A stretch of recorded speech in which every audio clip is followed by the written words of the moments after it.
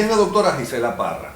Llegó a ser presidenta del Consejo de la Judicatura desde enero de 1998. Y no llegó a ese cargo ni por ADECA, ni por Copellana, ni por Masista, ni porque pertenecía a ninguna de aquellas famosas tribus, sino por su currículum. Y llegó a ser directora nacional de la modernización de la justicia. Modernizada, por cierto, porque no es que estaba mejor que ahora. Recuerda que el Poder Judicial se llamaba la cenicienta de los poderes públicos porque tenía el presupuesto más bajo de todos los poderes y los sueldos más bajos por consiguiente, y cero modernización en el sentido de que eran maquinitas, que las últimas que se utilizaron eran de cartuchos de tinta, que cuando se agotaba la tinta a veces se paralizaba el tribunal porque no había respuesta. Ahora es la directiva del PSUV la que decide quién es inocente y quién es culpable, y si no es la directiva del PSUV y estamos con personas más importantes, pues es Maduro o es Diosdado Cabello. ¿Okay? Pero antes se hablaba de las tribus y de la tribu de Morales Bello, quien decidía quién era inocente y quién era culpable, ¿no? Mira, esas tribus realmente existieron y hubo jueces que formaron parte de esas tribus, pero no era todo el Poder Judicial, porque a ellos no les interesaba todo el Poder Judicial. A ellos les interesaba tener en los tribunales clave, mercantiles, civiles, penales, ciertos jueces que pudieran manipular. No necesitaban a todo el Poder Judicial.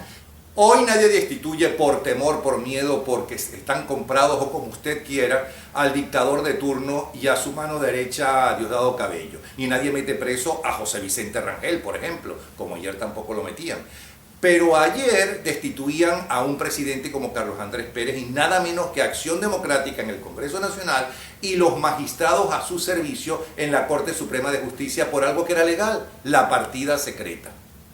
Excelente pregunta la que me acabas de hacer, porque yo soy de las que piensan que si Acción Democrática, pasándole factura a Carlos Andrés, con el control que tenía en la Corte Suprema de Justicia de la época, destituyeron a Carlos Andrés cuando éste incorporó en su plan de gobierno a esos tecnócratas de Harvard y de las mejores universidades del mundo en puestos claves, quitándoselos a los del partido. Eso le costó a Carlos Andrés la destitución mediante un juicio amañado, porque darle un dinero para salvar la democracia en Nicaragua apoyando a Violeta Chamorro era de aplaudirlo. Que la partida secreta, de paso, además, o sea que no era ilegal. Exactamente. Pero perdone, pero todavía recuerdo a los notables, ¿no? Donde estaban nada menos que el doctor Arturo Uslar Pietri cuestionando el poder judicial venezolano antes de la llegada de toda esta gente. Es verdad, llegó Manuel Quijada, dijo que la justicia estaba al servicio de los partidos, trató de arreglarlo y lo puso todavía peor. Ahora estamos muchísimo peor que ayer. ¿Qué es lo que pasó? Pero recuerda que cuando nosotros estábamos en la época de Caldera, se aprobó el Código Orgánico Procesal Penal con el juicio oral, que daba una transparencia y una manera de poder defenderse con esos juicios amañados del sumario, que se cometieron atrocidades tanto por parte de los jueces como de la Policía Técnica Judicial. Aparte de eso, la modernización del Poder Judicial, que daba una transparencia tan grande que no era que no se podían cometer o tratar de intentar cometer corrupción en el Poder Judicial, en el sentido de garantizar la impunidad a los poderes que pagan por ello, pero que inmediatamente se quedaba al descubierto. Y eso fue atacado, como tú no te imaginas, antes por los partidos políticos de antes de Chávez. Luego a mí me ratifica Chávez en el cargo, precisamente por el prestigio que yo tenía, por la labor que se había desarrollado, un equipo maravilloso de jueces, que tú no te imaginas el trabajo que hicieron para que ese proyecto fuera famoso en Latinoamérica. ¿En qué momento acaban con la justicia en Venezuela? ¿No? Porque andaba mal, es verdad, según los críticos, pero es que ahora está totalmente prostituida. Bueno, Alicia. te puedo decir dos nombres así de entrada del Tribunal Supremo de Justicia. Velázquez Alvaray, que inclusive siendo del régimen, fue ordenado su captura porque convirtió por comisiones de dinero la compra de una famosa ciudad judicial en Caracas, y tuvo que huir del país. Y a Ponte, ¿dónde me lo dejas? Que confesó, al igual que lo está haciendo ahora el fiscal Nieves, todas las tramoyas de cómo se impartía la justicia penal ordenado por Chávez en ese momento, y ahora por Maduro y por Diosdado.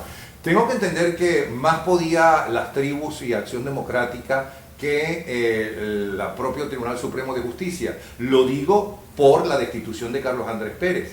Bueno, Fíjate Como que- ahora es al revés, Sí. que más puede Maduro y Diosdado Cabello que la justicia Pero en venezolana ese que está momento sumisa. había jueces corruptos y había un juez que En no lo aquel era. tiempo. A mí me trataron de destituir y no pudieron porque yo no tenía, como dicen vulgarmente hablando, rabo de paja. Y no pudieron conmigo y yo fui bien alzada y no pertenecía a partido político ni tuve padrinos. Yo llego al Consejo de Legislatura de manos de Caldera por el chiripero, porque a mí no me hubieran aceptado los partidos el nombramiento porque no me podían manejar, vamos a estar claros. Ellos siempre han necesitado personas incondicionales y lo malo de lo que está pasando en nuestro país es que esos partidos que no han reconocido sus errores, que no se han lavado la cara ante la población, siguen estando al frente de la oposición y eso es lo que ha traído tantos problemas porque hay desconfianza de la gente que pertenece a la oposición y desconfianza de los que se han decepcionado de la gente de Chávez para tener una opción que la verdad es que no creen tampoco en ella. Pero ¿qué pasa con los jueces, con los fiscales venezolanos? ¿Temor? ¿Cobardía? ¿Están comprados? ¿Qué es lo que pasa? De rodillas porque son ingresados al Poder Judicial y a la Fiscalía General de la República a dedo y son destituidos a dedo y puestos presos inclusive como en el caso de la jueza Fiuni. Entonces el que está allí es porque está entregado, de lo contrario no entra.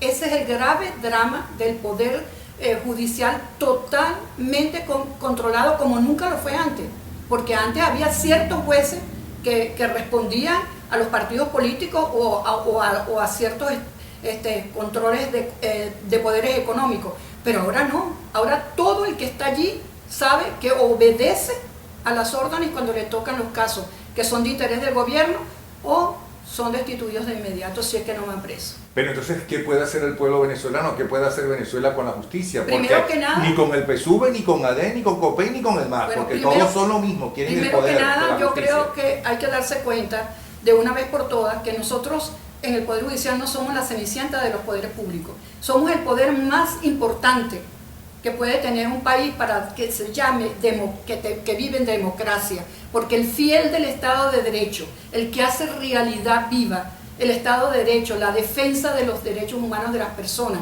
en todos sus estadios, es el Poder Judicial. Cuando esta gente manda a la Comisión de Emergencia Judicial era porque de eso dependía su supervivencia, como lo ha demostrado los hechos que se han sucedido. Son intocables, porque no hay forma ni manera de que nadie les pueda denunciar y que prospere una denuncia. Entonces, eso hace nula la democracia, hace nulo el Estado de Derecho, hace nulo los derechos de los ciudadanos. ¿Cómo cambiar esta situación?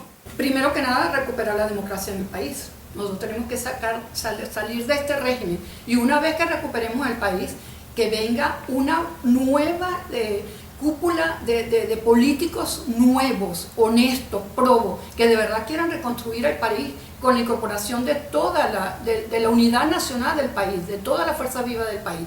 Es fácil recuperar el Poder Judicial porque todos son gente que no reúnen los requisitos por una parte y que además la forma en que fueron electos no es legal y los jueces provisorios salen inmediatamente porque hay que convocar a concursos o incorporar jueces antiguos que están jubilados, que fueron honestos y probos para que sean provisionales mientras se convocan concursos. O sea, es fácil hacer las cosas si se quiere. Pero entonces usted es de la opinión que sí hay salida, que no es el pueblo venezolano, los dirigentes venezolanos que solamente le interesan el poder a como dé lugar y sacrifican cualquier cosa por él. Sí, que lamentablemente no tiene escrúpulos en este caso que tenemos actualmente, no hay contención alguna, es una banda de maleantes, de forajidos, de delincuentes, asesinos y criminales ligados al narcotráfico que no respetan ningún derecho de los venezolanos. Usted lo dice, ligados al narcotráfico, eso no hace muchísimo más difícil que esa gente salga del poder y vaya presa.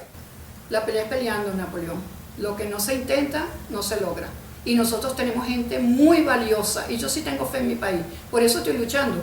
Yo le debo mi asilo a mis denuncias constantes en Venezuela desde el 2000 que salí cuando fue eliminado el Consejo de Legislatura hasta el 2005 por las denuncias que hice precisamente de que se estaba totalmente negándole la independencia y la autonomía al Poder Judicial. Eso me costó el asilo, aquí estoy, con mucha honra.